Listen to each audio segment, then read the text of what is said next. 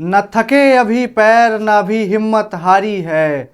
न थके अभी पैर ना भी हिम्मत हारी है। हौसला है ज़िंदगी में कुछ कर दिखाने का, इसलिए अभी भी सफ़र जारी है। नमस्कार बच्चों, कैसे हैं आप लोग? उम्मीद करता हूं कि आप लोग एकदम बढ़िया होंगे। मैं आप लोगों का मालवी एकेडमी के ऑनलाइन लर्निंग प्लेटफॉर्म पर स्वागत करता हूं और अपनी स्ट्रेटजी की उस सीरीज को आगे बढ़ाता हूं जिसमें मैं आप सभी से CUET PG पॉलिटिकल साइंस 2025 की रणनीति के बारे में बात कर रहा हूं कि आखिर वो कौन सी स्ट्रेटजी है, क्या कैसे करना है आपको, कैसे अपनी पढ़ाई को और ज़्यादा सुदृढ़ बनाना है, इसके बारे में हम लोग यहाँ पर बात कर रहे हैं। और आज के इस वीडियो में मैं आपको, जैसा कि मैंने आपसे वादा किया था बच्चों, आज मैं आपको effective note taking strategies for CUET 2025 के बारे में आपको बताऊंगा कि कैसे आपको नोट्स बनाना है। क्योंकि बच्चों, किताबें पढ़ना और बार बार उसी को रिवाइज करना आसान काम नहीं है, बल्कि वो करना भी नहीं चाहिए। बुद्धिमान लोग वो करते भी नहीं हैं। तो हमेशा हमें क्या करना चाहिए? नोट्स बनानी चाहिए। नोट्स के भी कई तरीके होते हैं बच्चों। एक नोट्स होती है जो थोड़ी लेंदी बनती है, जो प्रॉपर फुल नोट्स होती है। उसके बाद फिर एक नोट्स बनती है जो बच्चों शॉर्ट नोट्स होती है। तो आज मैं आप लोगों को बताने जा रहा हूं कि आप लोग कैसे नोट्स बनाएंगे जिससे कि आप लोगों की जो मैक्सिमम जो आपकी चीज़ें हैं वो आप रिवाइज कर सकें बहुत ही कम टाइम में। और नोट्स बहुत ही ज़रूरी हैं किसी भी जो है एग्ज़ाम के लिए, और ख़ास करके आपके CUET PG पॉलिटिकल साइंस के लिए, जो कि 50% फैक्चुअल बेसिस पर होता है। अराउंड 50% फैक्चुअल साइड में होता है, जहां पर फैक्ट्स पूछे जाते हैं। तो आप अगर नोट्स नहीं बनाएंगे, अगर आप शॉर्ट्स नोट नहीं बनाएंगे, अगर आप स्टिकी नोट्स को दीवार पर चिपका करके या फिर अपनी बुक्स में चिपका करके नहीं रिवाइज करेंगे, तब आप वो चीज़ें भूल जाएंगे और उस टाइम पर एग्ज़ाम के समय आपको वो चीज़ें याद नहीं आएंगी बच्चों।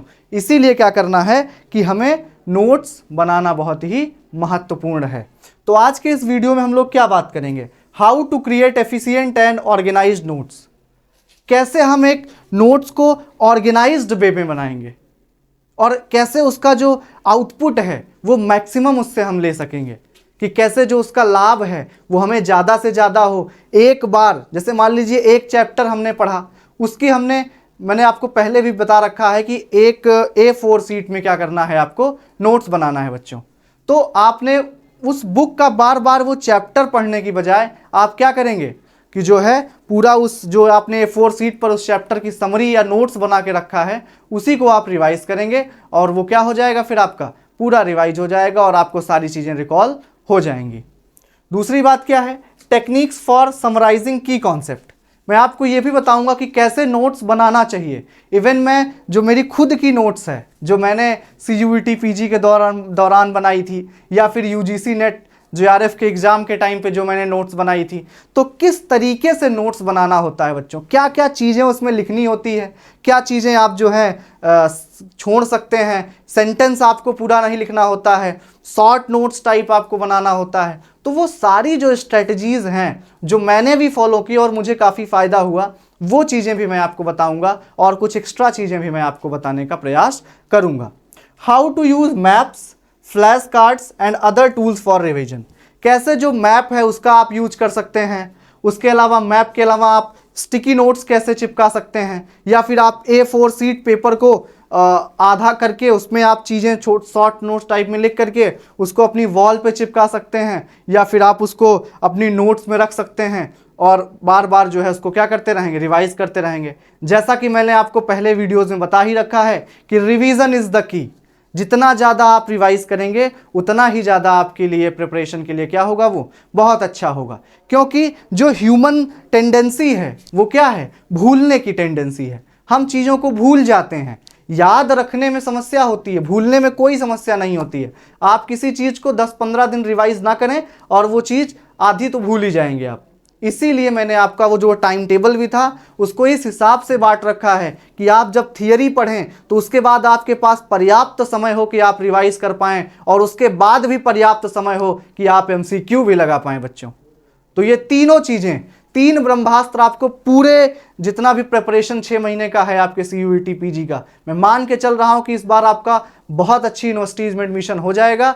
और इन 3 ब्रह्मास्त्र को आप जीवन भर नहीं भूलेंगे कि कोई भी चीज़ जब पढ़नी है तो पहले थियरी पढ़ना है, फिर उसकी फैक्चुअल बेसिस पे जाना है, जो फैक्चुअल नॉलेज है उसको समझना है, रिवाइज करना है और टेस्ट देने हैं। ये चीज़ें आप एकदम दिमाग में बिठा के रखेंगे अपने।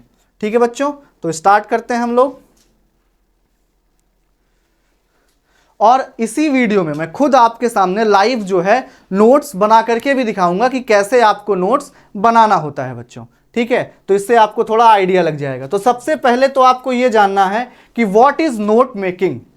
आखिर नोट्स बनाने जा रहे हो तो ये तो पता होना चाहिए ना कि नोट मेकिंग है क्या।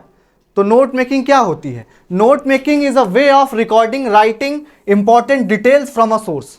ओके, तो जो नोट मेकिंग होती है वो क्या होता है? वो एक जो भी आपकी किसी एक सोर्स को फॉलो कर रहे हैं, ठीक है बच्चों, कोई आप सोर्स फॉलो कर रहे हैं तो उसको आप क्या करेंगे कि उसके जो इंपॉर्टेंट डिटेल्स हैं उसको क्या करेंगे आप जो है नोट डाउन करेंगे उसमें।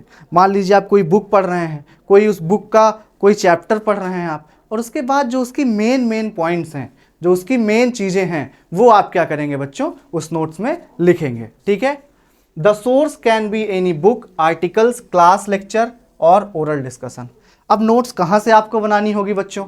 तो उसके लिए आप कोई बुक पढ़ रहे हैं उसकी आप नोट्स बना सकते हैं किसी चैप्टर की, आप कोई आर्टिकल पढ़ रहे हैं उसकी आपको नोट्स बनानी पड़ेगी, आप क्लास ले रहे हैं, मान लीजिए मैं आपको पढ़ा रहा हूँ। और कुछ बच्चे क्या करते हैं कि सर नोट्स तो मुझे मिल ही जाएगी, क्यों बनाना है नोट्स? नहीं बेटा, रनिंग नोट आपको बनाना चाहिए।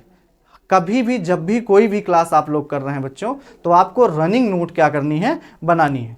कुछ चीज़ें जो आपको मेन पॉइंट लग रहा है उसको आप लिख लीजिए। उससे क्या होता है कि जब हम किसी चीज़ को देख रहे होते हैं, सुन रहे होते हैं और लिख रहे होते हैं, जब ये तीनों काम कर रहे होते हैं तो जो रिटेंशन होती है वो क्या होती है बच्चों? मैक्सिमम रिटेंशन होती है। ओके, तो इसलिए जो है हमें क्या करना है कि अगर हमारी क्लास भी चल रही है तो उसको हमें क्या करना है, उस टाइम पे हमें नोट मेकिंग करते रहना है बच्चों। ठीक है, तो आपको पता चल गया होगा कि नोट मेकिंग क्या है। किसी भी सोर्स को जब आप पढ़ रहे हैं तो उसको शॉर्ट फॉर्म में लिखना, जिससे कि आप फ्यूचर में उसको रिवाइज कर सकें, उसी को क्या बोलते हैं? आपका नोट मेकिंग बोलते हैं। ठीक है बच्चों, आगे हम लोग बात करेंगे why note making is important. आखिर इतना ज़रूरी क्यों है कि सर ने जितने अभी तक लेक्चर लिए होंगे सब में कह रहे हैं कि शॉर्ट नोट्स बनाओ, शॉर्ट नोट्स बनाओ, तो इतना क्यों महत्वपूर्ण है ये शॉर्ट नोट्स? बहुत महत्वपूर्ण है बच्चों। क्यों?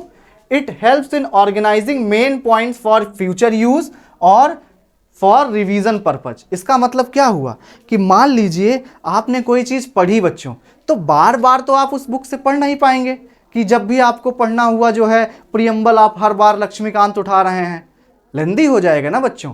इसलिए क्या करना है कि प्रियम्बल की मेन जो पॉइंट्स हैं उसको आपने क्या किया, एक A4 शीट पे नोट डाउन कर लिया और उसके बाद फिर क्या किया, आप उसको अपना रिवाइज करते रहे। ठीक है बच्चों, तो इसलिए ये महत्वपूर्ण होता है कि जब आप बाद में रिवीजन पर्पस के लिए नोट मेकिंग बहुत ही महत्वपूर्ण होती है बच्चों। ठीक है, कि आपको आपके पास ऐसा कुछ होता है जिससे कि आप जो है जिसको रिवाइज कर सकें और आपको पूरा लेंदी जो टेक्स्ट है वो ना पढ़ना पड़े। ठीक है बच्चों, note making helps to go through bulky documents quickly. समझ रहे हैं आप कि जो बहुत बड़े बड़े जो डॉक्यूमेंट्स हैं, मान लो कि आपकी बुक है वो 300 पेज की बुक है WPT, तो आप क्या 300 पेज पूरा पढ़ेंगे रिवीजन के टाइम पे? कल आपका पेपर है मान लीजिए और आप चाह रहे हैं कि आज मैं IPT, WPT, थियरी, कॉन्स्टिट्यूशन सब कुछ रिवाइज कर लूँ, तो क्या यह संभव है कि जो है पूरी सारे सब्जेक्ट की किताबें पढ़ा जाए बच्चों?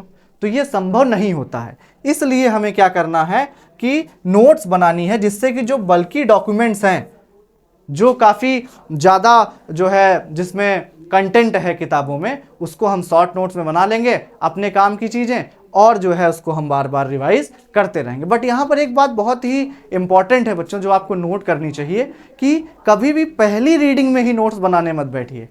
अगर आप बच्चों पहली रीडिंग में नोट्स बनाने बैठ जाएंगे तब क्या होगा, एक और नई किताब आप लिख देंगे, क्योंकि आपको उस समय क्या लग रहा होता है, ये भी महत्वपूर्ण है, ये भी महत्वपूर्ण है, ये भी महत्वपूर्ण है। जैसे कहा गया है कि अनुभव के साथ ही जीवन में हम चीज़ें क्या करते हैं बच्चों, सीखते हैं। एक्सपीरियंस ही हमें क्या करता है, सिखाता है। तो जैसे जैसे आप 2-3-4 बार जब बुक को पढ़ लेंगे या फिर नोट्स को पढ़ लेंगे, जो मेरी खुद की जो मालवी एकेडमी प्रोवाइड करेगा आपको नोट्स, वो भी थोड़ी सी क्या होता है, एक्सप्लेन्ड वे में होता है, काफ़ी अच्छे तरीके से सारी चीज़ें एक्सप्लेन की होती हैं। तो उसका भी मैं शॉर्ट नोट बनवाऊंगा आपसे, कि इसकी भी आप शॉर्ट नोट बना लीजिए एक A4 शीट में, जिससे कि आपको वो भी बार बार रिवाइज ना करना पड़े। लेकिन कब, जब आप 3-4 बार बच्चों उसको क्या कर चुके हो, पढ़ चुके हो, तभी आप जो है क्या करेंगे, उसको बनाएंगे शॉर्ट नोट्स। तब आप जो रेलिवेंट चीज़ें हैं वो लिखेंगे, वरना फिर आप पूरा एक और नोट्स बना के रख देंगे। ठीक है बच्चों, तो तभी नोट्स बनाएंगे जब आप कम से कम 3-4 बार रीडिंग कर चुके हों किसी सोर्स की। Active learning helps concentration. अब ये क्या होता है बच्चों, सिर्फ पढ़ते पढ़ते हम क्या हो जाते हैं, बोर हो जाते हैं, हमें नींद आने लगती है। पता ही होगा आप लोगों को, तो अनुभव ही होगा कि भैया पढ़ने बैठे और आधे घंटे बाद जो बढ़िया नींद आती है, मतलब पढ़ाई करने बुक्स लेके बैठ जाओ, उससे अच्छी फिर नींद की दवा कोई नहीं होती है। आप लोगों ने भी ये चीज़ अनुभव किया होगा कि जब किताब लेके बैठते हैं तो उस समय इतनी बढ़िया नींद आ रही होती है। तो उस नींद से बचने के लिए क्या करना पड़ता है, हमें एक्टिव लर्निंग करनी पड़ती है। अगर आप कुछ पढ़ रहे हैं तो ट्राई कीजिए कि 2-4 पॉइंट उसके क्या करते रहें बच्चों, लिखते रहें। जब आप लिखेंगे तो आपका कंसंट्रेशन क्या होगा, बेहतर होगा, और आपको चीज़ें ज़्यादा अच्छे तरीके से समझ में आएंगी। तो नोट मेकिंग क्यों महत्वपूर्ण है बच्चों, पहला तो कि फ्यूचर यूज़ में जो है आसानी होती है, रिवाइज करने में आपके मेन पॉइंट्स लिखे होते हैं कि कहीं पर, और आप उसको रिवाइज कर लेते हैं। दूसरी बात क्या है कि जो बुक्स हैं वो काफ़ी बल्कि होती हैं, तो उनको क्या करना है, उनको रिवाइज करना मुश्किल होता है, तब आप इसलिए शॉर्ट नोट्स बनाते हैं। और तीसरा ये है कि आप सो ना जाएं, पैसिव लर्नर ना हो जाएं, एक्टिव लर्निंग रखनी है, और आपका जो कंसंट्रेशन है वो पढ़ाई पर रहे, इसलिए आपको क्या करना है, नोट मेकिंग करनी है। ओके बच्चों, उसके बाद अगर हम लोग बात करें points to remember for note making format. Okay, note बनाते समय, नोट मेकिंग करते समय कौन कौन सी ऐसी बातें हैं जिनका आप लोगों को क्या करना है बच्चों, ध्यान रखना है।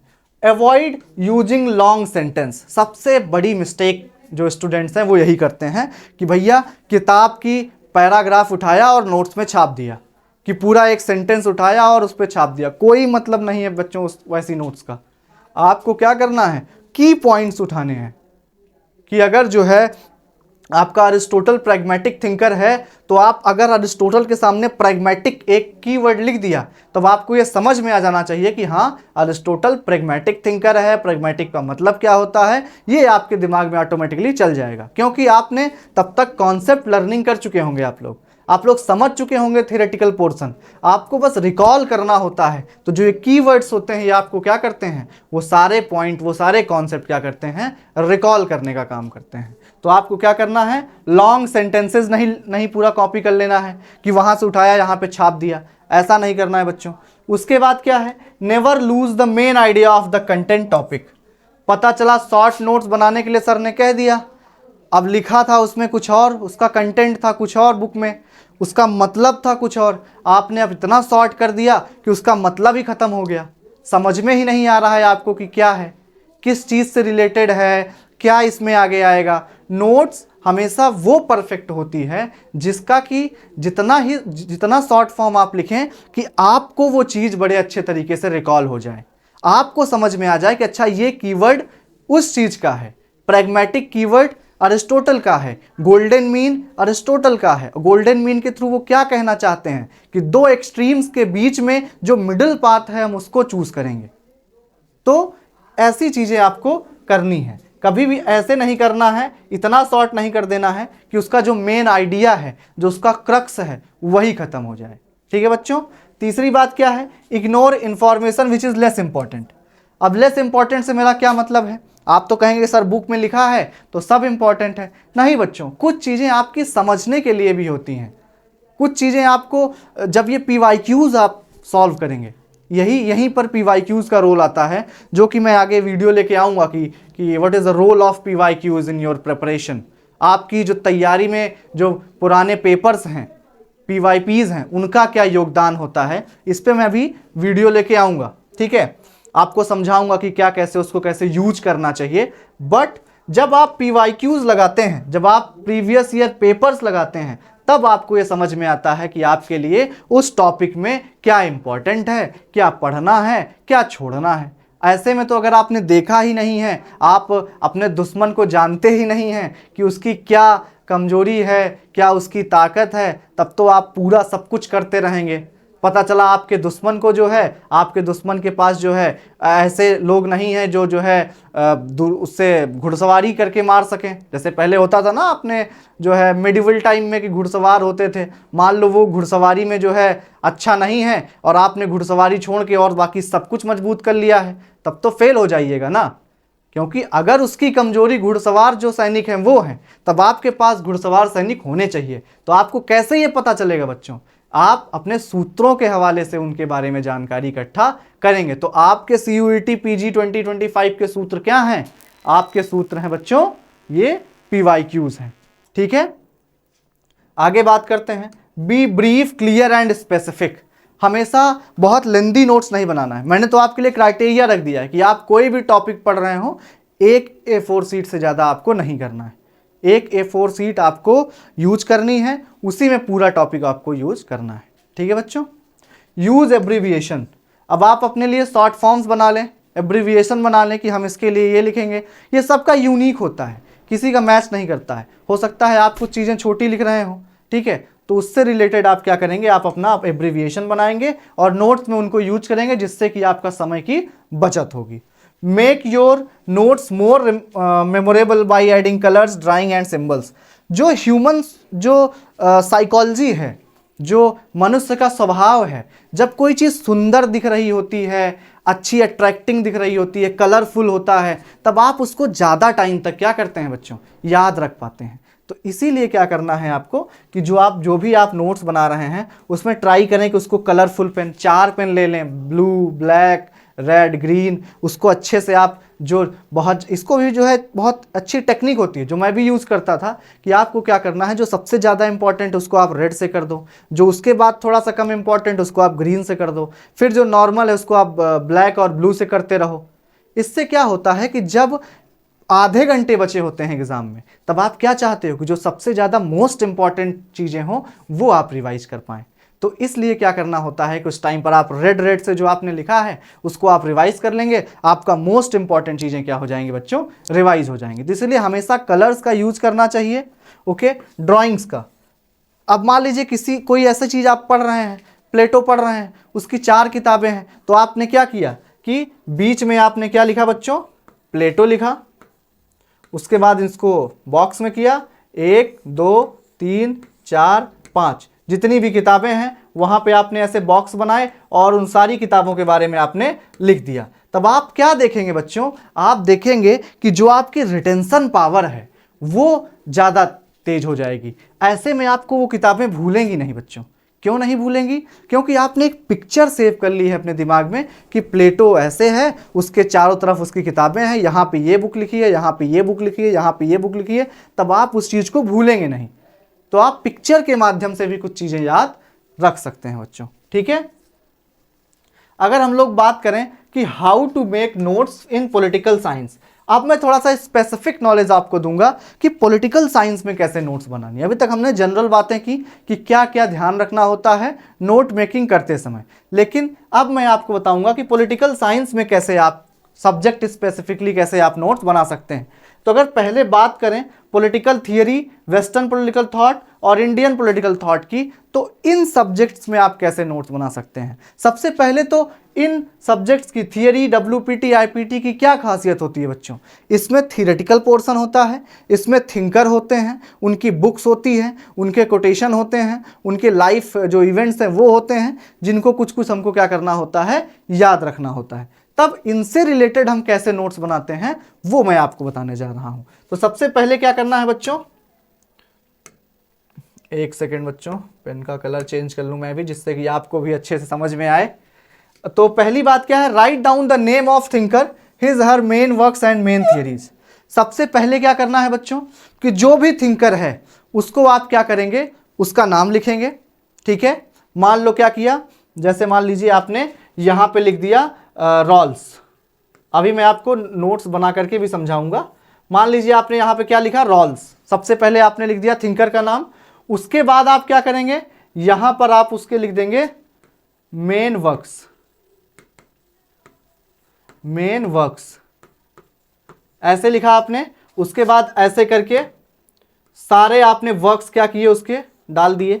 ठीक है, उसके बाद आपने क्या किया, मेन थियरीज पर आप गए और उस थिंकर, पार्टिकुलर थिंकर से रिलेटेड जो भी आपकी क्या थी थियरी थी, उससे रिलेटेड वो आपने क्या किया, लिख दिया यहाँ पे। और वो थियरी जो लिखा उससे रिलेटेड जो भी जो है इम्पॉर्टेंट्स वर्ड हैं या फिर जो इम्पॉर्टेंट टर्मिनोलॉजी है उसको आप क्या करेंगे, याद रखेंगे। मान लो रॉल्स में ही आपने क्या किया बच्चों, रॉल्स में आपने लिखा कि इनकी इंपॉर्टेंट जो वो है क्या है, थियरी ऑफ जस्टिस है। तो थियरी ऑफ जस्टिस में कौन कौन से इंपॉर्टेंट टर्मिनोलॉजी है वो आपको याद रखना पड़ेगा। ओरिजिनल पोजीशन आपको याद होना चाहिए। व्हील ऑफ इग्नोरेंस आपको क्या होना चाहिए बच्चों, याद होना चाहिए। तो इस तरीके से आप क्या करेंगे, जब कभी भी किसी थिंकर की नोट्स बनाएंगे तो उसका मेन वर्क और उसकी मेन थियरी को आप वहां पर जरूर मेंशन करेंगे बच्चों। उसके बाद क्या करेंगे, right his life events in short and also contribution. तो कॉन्ट्रीब्यूशन क्या है उनके, भाई पॉलिटिकल थियरी में कोई भी थिंकर जब काम करता है तो उस क्षेत्र में उसका कुछ ना कुछ कंट्रीब्यूशन होता है। जैसे अगर रॉल्स की बात करें तो रॉल्स का क्या कंट्रीब्यूशन था कि जब पॉलिटिकल साइंस डेड हो रही थी, जब पॉलिटिकल थियरी बिहेवियरल रेवोल्यूशन के कारण जो कि काफ़ी साइंटिफिक था, उसकी वजह से ऐसा कहा जाने लगा कि पॉलिटिकल थियरी क्या है, डेड हो रही है, इररेलेवेंट हो रही है। तब उस टाइम पर 1971 में जॉन रॉल्स की थियरी ऑफ जस्टिस आती है और वो ये प्रूव करती है कि नहीं, अभी जो वैल्यूज से रिलेटेड जो थियरीज हैं वो अभी क्या है, रिवाइवल उनका हो रहा है। तो रॉल्स को रिवाइवलिस्ट माना जाता है, किसका, पॉलिटिकल थियरी का, जो कि नॉर्मेटिव अप्रोच पर थी। ये सारी चीजें आप डिटेल में क्या करेंगे, क्लासेस में पढ़ेंगे, बट मैं अभी सिर्फ आपको समझाने के लिए एक बता रहा था ये चीजें। तो आपको क्या करना है बच्चों, थिंकर की मेन वर्क्स, उसका कंट्रीब्यूशन, उसका जो है उसकी थियरी क्या है, ये सारी चीजें आपको पता होनी चाहिए। उसके बाद write down the quotation of thinker, ये भी इंपॉर्टेंट है कि उन्होंने बोला क्या है। अब state is individual writ large, ये प्लेटो का है, तो आपको ये पता होना चाहिए कि ये प्लेटो का है। जितने भी कोटेशन है, वैसे आपको जो नोट्स मिलेगी मालवीय एकेडमी के थ्रू, आपको जो नोट्स मिलेगी उसमें सारी चीज़ें बहुत ही व्यवस्थित तरीके से दी गई हैं कि मेन वर्क्स क्या क्या हैं, उन मेन वर्क्स में कंटेंट क्या क्या है बच्चों, उसके बाद फिर कोटेशन क्या यूज़ हुआ है, मतलब एक प्रॉपर वे में वो चीज़ें सारी लिखी हुई हैं और आपको सिर्फ क्या करना है, उसको रिवाइज करते रहना है। उसके बाद इंपॉर्टेंस ऑफ द थिंकर और हिज हर थियरी, वो जो थिंकर है उस थिंकर का इंपॉर्टेंस क्या है, उसकी थियरी का क्या इंपॉर्टेंट है। तो ये आपको दिख नहीं रहा होगा सही से, तो मैं बिल्कुल इसको ये मैं जान रहा था कि आपको ये नहीं दिखेगा, बट मैं सिर्फ क्या दिखाना चाहता हूं कि आप क्या कर सकते हैं बच्चों। ये जो देखिए मेरी नोट्स हैं, खुद की नोट्स हैं, मैंने क्या किया हुआ था कि A4 सीट में, ये सारी A4 सीट्स हैं, ये क्या है, A4 सीट्स हैं। ठीक है बच्चों, let me change the pen colour. तो ये सब क्या है बच्चों, एक A4 सीट है। इसको मैंने क्या किया हुआ है कि दीवार पे क्या कर दिया है, चिपका दिया है एक एक थियरी से रिलेटेड। जैसे मान लीजिए आपको लिबर्टी है तो लिबर्टी लिखिए, लिबर्टी का एक पेज आप लीजिए, उस पर सारी चीज़ें लिबर्टी से रिलेटेड लिखिए और जहां भी आप स्टडी करते हैं वहीं पर आप इसको क्या कर लेंगे बच्चों, पेस्ट कर लेंगे। ठीक है, फिर डेमोक्रेसी से रिलेटेड एक पेज में बनाया आपने और उसको भी आपने क्या किया बच्चों, पेस्ट कर लिया। ऐसे ही देखिए 6 पेजेस यहां पर हैं, आपको दिख नहीं रहा होगा क्लियर, बट मैं जो कहना चाहता हूं उसको आप समझने की कोशिश कीजिएगा। ये सारी चीजें नोट्स तो आपको मैं बनवा दूंगा फिर से अच्छे से एकदम एक्सप्लेन करके बढ़िया तरीके से, लेकिन आपको इसकी एसेंस समझने के लिए मैं बता रहा हूं कि इसकी एसेंस क्या है, कैसे बनाना होता है आपको, ये चीजें आपको ध्यान रखनी है बच्चों। ठीक है, उसके बाद अगर बात किया जाए कॉन्स्टिट्यूशन के लिए, तो कॉन्स्टिट्यूशन में क्या इंपॉर्टेंट होता है बच्चों, सबसे ज्यादा इंपॉर्टेंट क्या होता है कॉन्स्टिट्यूशन में, आर्टिकल से क्वेश्चन आते हैं, आर्टिकल के क्लॉज से क्वेश्चन आते हैं, क्लॉज के सब क्लॉज से क्वेश्चन आते हैं। तो ये सारी चीज़ें आपको पता होनी चाहिए। अमेंडमेंट आपको पता होना चाहिए बच्चों, शेड्यूल पता होना चाहिए आपको, पार्ट्स पता होने चाहिए। ये 4 चीज़ें आप क्या करेंगे, बढ़िया जो मेन इंपॉर्टेंट हैं उनको आप लिख करके पेस्ट कर दीजिए या लिख करके आप अपने पास रख लीजिए और उसको रिवाइज करते रहिए बच्चों। तो ये कर सकते हैं। या फिर very important information related to particular chapter, जो उस चैप्टर को आप पढ़ रहे हैं उससे रिलेटेड जो महत्वपूर्ण चीजें हैं या तो वो आप रख सकते हैं। जैसे मान लीजिए आप पार्लियामेंट पढ़ रहे हैं तो कोरम क्या होता है, आपने लिख दिया कि 1/10 जो मेंबर्स हैं वो प्रेजेंट होने चाहिए। उसके बाद आप लिख सकते हैं कि जो आपका पूरा उसकी जो लोकसभा और राज्यसभा का जो कंपोजिशन है वो क्या है, कहाँ कहाँ से स्टेट से कितने चुने जाते हैं, ये सारी चीज़ें आपको क्या होनी चाहिए बच्चों, पता होनी चाहिए। तो जो सबसे इम्पॉर्टेंट इंफॉर्मेशन है उस चैप्टर से उसकी आप नोट्स बना सकते हैं, या फिर main articles, amendment, schedule, parts, ये आप बना सकते हैं।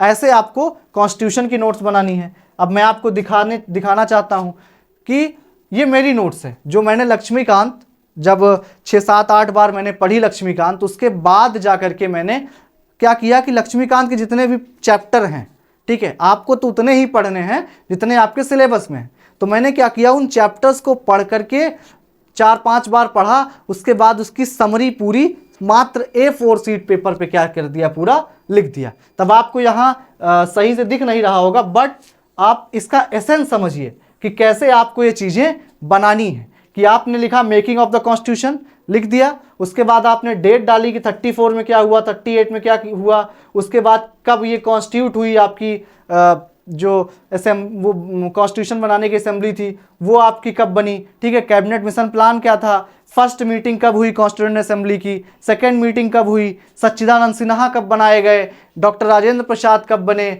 और उसके बाद ऑब्जेक्टिव रेजोल्यूशन कब आया, वो पास कब हुआ। ये सारी इंफॉर्मेशन बहुत इंपॉर्टेंट है क्योंकि यहीं से क्या होते हैं, क्वेश्चन बनते हैं बच्चों। तो आपको इनको क्या करना है, अच्छे से एक A4 शीट में लिख करके पेस्ट कर लेना है या फिर अपने पास रखना है, दोनों ऑप्शन है। मैं क्या प्रेफर करता था, मैं प्रेफर करता था कि जहां मैं पढ़ता था स्टडी टेबल पे, वहां पर आपका क्या होता था, मेरा अपना ब्लैक चार्ट में लगाता था और उस पर सारी चीजें क्या करता था, पेस्ट करता था। तो जब मैं बैठता था पढ़ने के लिए सुबह में, तब आपको क्या करना होता है, सबसे पहले 1 घंटे में पुरानी सारी चीजें क्या करनी है बच्चों, रिवाइज करनी है। तो मैं ये टेक्निक यूज करता था, आप लोग अपने हिसाब से यूज कर सकते हैं अपनी टेक्निक, लेकिन पढ़ाई तो रिवाइज रोज करना है, ठीक है बच्चों। उसके बाद अब IR की बात करें तो IR में आप किन चीज़ों की नोट्स बना सकते हैं बच्चों। तो सबसे पहले क्या है कि जो रियलिज्म और लिबरलिज्म है उनके मेन पॉइंट्स क्या हैं और उनके मेन थिंकर्स क्या हैं, उनका कंट्रीब्यूशन क्या है, उनकी बुक्स का नाम क्या है, ये सारी चीज़ें आपको पता हो, क्योंकि आपके सिलेबस में सिर्फ रियलिज्म और लिबरलिज्म है बच्चों। तो इनसे रिलेटेड जितने भी थिंकर हैं उनका वर्क क्या है, उनकी क्या क्या उनका जो है कंट्रीब्यूशन रहा है, उसके बारे में आप क्या करेंगे, पढ़ेंगे। उसके बाद क्या है बच्चों, main events of cold war chronologically, ये हर बार पूछा जाता है बच्चों क्वेश्चन। आपके 3 साल से CUET PG में कोई ना क्वेश्चन क्रोनोलॉजिकल बेस्ड पर आ ही रहा है IR से, जो कि इवेंट दे देता है और कहता है कि इसको क्रोनोलॉजिकली लगाइए। तो ये बहुत इंपॉर्टेंट है। तो कोल्ड वॉर के सारे इवेंट जो हैं आपको एक नोट्स में या फिर पूरा एक चार्ट बना करके क्या करना है, आपको रख लेना है, जिससे कि आप उसको हमेशा याद रख सकें। Specific information regarding the various international organisations, अब ऑर्गेनाइजेशंस भी हैं आप में बहुत सारी, सार्क हो गया, यूनाइटेड नेशन हो गया, EU हो गया, ये सब आपके सिलेबस में है। तब इनसे रिलेटेड भी आप लोग क्या करेंगे, एक एक पेज में सारी इंफॉर्मेशन लिख करके अपने पास रखेंगे और उन्हीं को क्या करेंगे बच्चों, रिवाइज करते रहेंगे। उसके बाद बायलैटरल रिलेशंस, जो इंडिया का चाइना, पाकिस्तान और USA के साथ आपके सिलेबस में है, तो सबसे रिलेटेड एक A4 शीट लेंगे, आगे पीछे मिला करके आप उसको क्या करेंगे, लिख लेंगे, और उसी में सारी जितनी भी ट्रीटीज़ हैं उनसे हुई हैं या फिर रिलेशन कैसा रहा है, क्या क्या हम उनसे एग्रीमेंट हमारे हुआ है, ठीक है, उनसे डायलॉग किस स्तर पर होता है, कैसे क्या चीज़ें किसी कंट्री के साथ आपका कैसे संबंध है, वो सारी चीज़ें आप क्या करेंगे, बायलैटरल रिलेशंस उस A4 शीट पर पेपर पर बनाने की कोशिश करेंगे। तो IR से रिलेटेड क्या करना है बच्चों, आपको सबसे पहले तो आपको रियलिज्म और लिबरलिज्म के थिंकर और वर्क्स लिखने हैं। उसके बाद आपको कोल्ड वॉर की क्रोनोलॉजी लिखनी है। उसके बाद आपको क्या करना है, जितने भी इंटरनेशनल ऑर्गेनाइजेशन है उनसे रिलेटेड एक पेज में आपको चीज़ें लिखनी है। उसके बाद क्या करना है बच्चों, जो बायलैटरल रिलेशन है इंडिया का चाइना, पाकिस्तान और USA के साथ, उससे रिलेटेड आपको जो फैक्ट की चीज़ें हैं वो आपको लिखनी है। अब देखिए मैं आपको ये दिखा रहा हूँ की events of the cold war. ऐसे आप जो है क्या कर सकते हैं, बना सकते हैं कि आप ईयर लिखते जाइए और उस ईयर में क्या हुआ है, क्या क्या होता गया है, ऐसे आपको चीज़ें क्या हो जाएंगी बच्चों, क्लियर हो जाएंगी। इससे क्या होगा, एक क्रोनोलॉजिकली जब आप पढ़ते हैं चीज़ों को तो वो याद रहता है कि हाँ सबसे पहले क्या हुआ, ट्रूमैन डॉक्ट्रिन आई, ठीक है, उसके बाद आपका क्या होता है, जैसे जैसे चीज़ें जो भी हैं आप उसको क्या करेंगे, याद रखेंगे। स्वेज क्राइसिस कब हुई, ठीक है, उसके बाद आपका बर्लिन ब्लॉकेट क्या था, सारी चीज़ें आप क्या करेंगे बच्चों, अच्छे तरीके से याद रखेंगे। उसके बाद अगर हम लोग बात करें कि कैसे बनाया जाता है नोट्स, जो मैंने बोला था आपसे कि आपको मैं एक नोट्स बना करके दिखाऊंगा कि क्या क्या मेन चीज़ें आपको उसमें डालनी होती हैं। तो जैसा कि जो भी मैंने अभी बताया है सेम वही चीज़ें करनी है, कुछ भी एक्स्ट्रा करने की ज़रूरत नहीं है, ठीक है। जॉन रॉल्स की अगर बात करें, जॉन रॉल्स पे नोट्स कैसे बना सकते हैं आप, किन किन पॉइंट्स का आपको ध्यान रखना है जॉन रॉल्स की नोट्स बनाते समय, कौन कौन से ऐसे पॉइंट्स हैं, मैं आपको वो पॉइंट्स एक्सप्लेन कर रहा हूं। ऐसे ही सभी थिंकर का आपको क्या करना है, बनाना है, ठीक है। सबसे पहले जो उसका जो भी थिंकर आप नोट्स बनाने जा रहे हैं, ठीक है बच्चों, वो किसी ना किसी थियरी, कोई ना कोई थियरी उसकी मेन थियरी होगी। जैसे मान लीजिए यहाँ पर जॉन रॉल्स की थियरी ऑफ जस्टिस है, तो थियरी ऑफ जस्टिस को समझने के लिए बच्चों पहले क्या करना पड़ेगा, जस्टिस को समझना पड़ेगा। भाई थियरी ऑफ जस्टिस आप तभी समझ सकते हैं जब आप जस्टिस को समझेंगे। तो जो मेन क्रक्स है, जो मेन वर्ड है उस थियरी का, किसी भी थिंकर का, उसको आप क्या करेंगे, समझेंगे, ठीक है। मेन जो थियरी है उसका जो मेन एसेंस है, मतलब कि अगर आपको मान लीजिए कि प्लेटो पढ़ रहे हैं आप, उसकी थियरी ऑफ कम्युनिज्म आप पढ़ रहे हैं, तो कम्युनिज्म आखिर क्या होता है उसके बारे में आपको थोड़ा सा 2-4 लाइन में चीज़ें पता होनी चाहिए बच्चों। उसके बाद क्या होगा, आप इंट्रोडक्शन डालेंगे उस थिंकर का। इंट्रोडक्शन में क्या लिखेंगे आप लोग, बड़ा सा नहीं लिखना है कि इंट्रोडक्शन लिख दिया 2-2.5 पन्ने का, इंट्रोडक्शन नहीं, ऐसे नहीं करना है। आपको क्या क्या डालना है, उसमें 3 चीज़ें डालनी है बस, ठीक है। पहला क्या है, लाइफ एंड टाइम, वो किस समय पर हुआ और उसके टाइम पर क्या हो रहा था। तो रॉल्स में क्या लिखना है, सिंपली लिख देना है कि उसका जो टाइम पीरियड था कि 1921 से लेके 2002 तक उसका पीरियड था, और कैसा पीरियड था, उस टाइम पे बहुत सारे सिविल मूवमेंट्स चल रहे थे, ब्लैक मूवमेंट, विमेन मूवमेंट, इन सब के बारे में आपको क्या करना है बच्चों, लिख देना है बस, ऐसे सिंपल वर्ड में, कीवर्ड्स में आपको लिखने हैं। उसके बाद आपका क्या है, आइडियोलॉजी लिखेंगे आप कि वो किस आइडियोलॉजी को बिलोंग करता है। तो रॉल्स में क्या लिख देंगे आप, सिंपली कि लिबरलिज्म की आइडियोलॉजी को बिलोंग करता है ये, ठीक है। उसके बाद लिबरलिज्म की आइडियोलॉजी आपने पढ़ा होगा और मैं पढ़ाऊंगा भी आपको, भले ही आपके सिलेबस में नहीं है लेकिन आपको मैं उसको अच्छे से क्या करूंगा, एक्सप्लेन करूंगा। तो आप यहां पर क्या लिख देंगे, लिबरल ट्रेडिशन, वो किससे बिलोंग करता है, लिबरल ट्रेडिशन से। उसके बाद क्या आता है, उसकी इंपॉर्टेंस, कि वो वेस्टर्न पॉलिटिकल थॉट में उसकी इंपॉर्टेंस क्या है। तो जॉन रॉल्स की इंपॉर्टेंस मैंने बताई ही कि he is known as the revivalist of political theory. जब पॉलिटिकल थियरी डेड हो रही थी तब इनकी जो थियरी ऑफ जस्टिस है उसने क्या किया, रिवाइवल का काम किया। उसके बाद अगली जो आप हेडिंग बनाएंगे वो क्या होगा बच्चों, मेन वर्क्स का होगा, कि ऐसे कौन कौन से वर्क्स हैं जो उस थिंकर से रिलेटेड हैं। अगर जॉन रॉल्स की बात करें तो इसमें आप थ्योरी ऑफ जस्टिस डालेंगे, पॉलिटिकल लिबरलिज्म डालेंगे, लॉज ऑफ द पीपल डालेंगे, जस्टिस एज फेयरनेस डालेंगे। ये सारे वर्क्स यहाँ पर क्या कर देंगे, आप ऐड कर देंगे। उसके बाद क्या करना है, फिर आपको यहाँ पर मेन थियरी, जो थियरी ऑफ जस्टिस है उसको क्या करना है बच्चों, एक्सप्लेन करना है, ठीक है, अच्छे तरीके से। उसमें कौन कौन से ओरिजिनल पोजीशन क्या है, व्हील ऑफ इग्नोरेंस क्या है, ठीक है, ये सारी चीज़ें आपको क्या होनी चाहिए, पता होनी चाहिए। उसके बाद क्या करना है, लास्ट में क्रिटिसिज्म। किसी भी थिंकर का क्रिटिसिज्म बहुत ही महत्वपूर्ण होता है।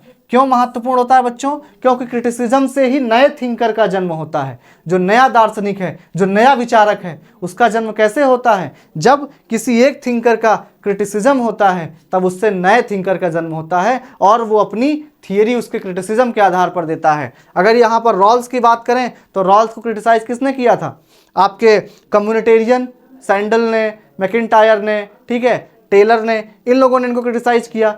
फेमिनिस्ट ने क्रिटिसाइज किया, ठीक है, सुजान मोलारोकिन ने क्रिटिसाइज किया।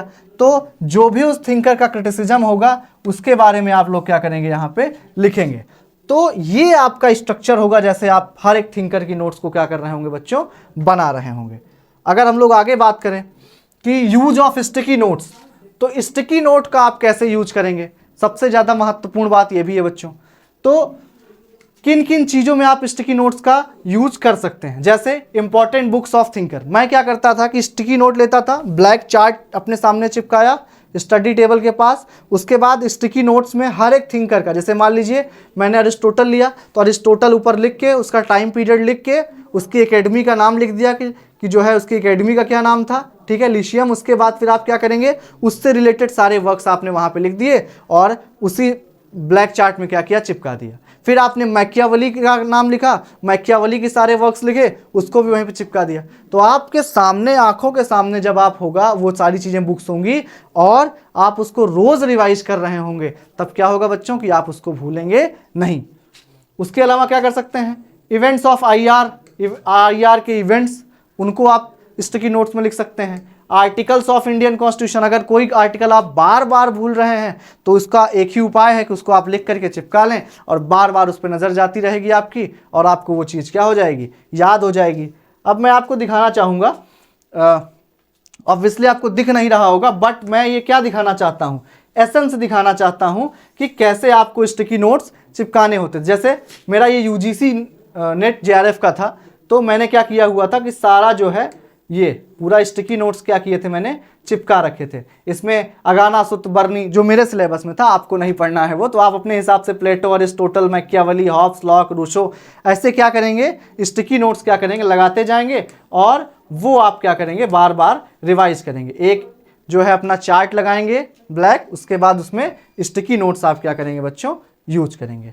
उसके बाद क्या है, मैप का यूज कैसे करेंगे बच्चों, तो कोल्ड वॉर की सारी चीज़ें जो हैं आप कैसे दिखा सकते हैं कि कौन से ऐसे जो है देश थे जो नेटो के मेंबर थे, ठीक है, वो आप दिखा सकते हैं। कौन से ऐसे थे जो वर्साओ पैक्ट में जो है रसिया के साथ थे, उनको आप यहाँ पर दिखा सकते हैं। कौन ऐसे थे जो USSR अलाइंड थे, नॉन USSR अलाइंड थे, कुछ ऐसे भी रहे होंगे जो किसी के साथ नहीं थे, इंडिया नॉन अलाइंड मूवमेंट, ठीक है।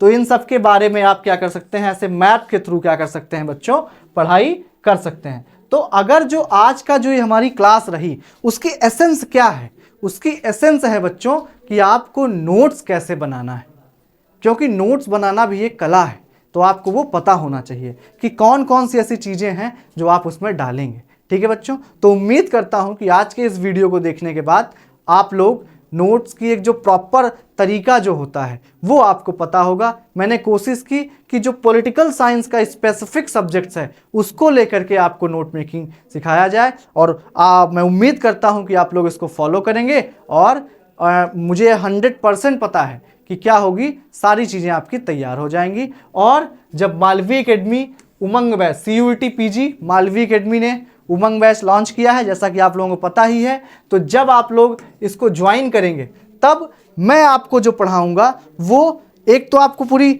डिस्क्रिप्टिव नोट्स मिलेगी, उसके बाद में क्लास में शॉर्ट नोट्स भी आपको क्या करूंगा, लिखवाया करूंगा, ठीक है। बताऊंगा कि आपको क्या शॉर्ट नोट में जो है आपको डालना है, वो सारी चीज़ें भी मैं आपको गाइड करता रहूँगा, ठीक है बच्चों। तो बस अगले वीडियो में PYQs के इम्पोर्टेंस की बात करेंगे हम लोग। तब तक अपना ख्याल रखें। बहुत बहुत धन्यवाद। Thank you.